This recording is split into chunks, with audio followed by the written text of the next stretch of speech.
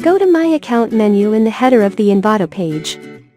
Go to the Downloads section to download the plugin premium file. If the file is being downloaded for the first time, it will be shown like this, and you will click on the All Files and Documentation section. Then, the downloaded file will be a folder like this. And you must unzip this file. Click to the unzipped folder. This is the plugin file for installing.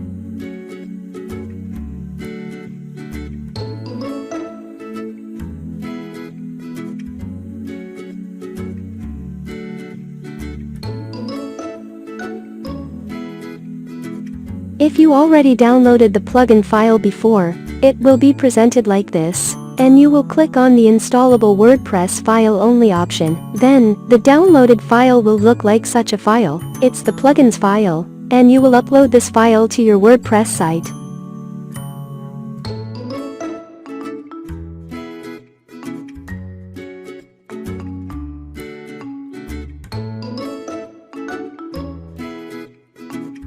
Thank you for watching our video.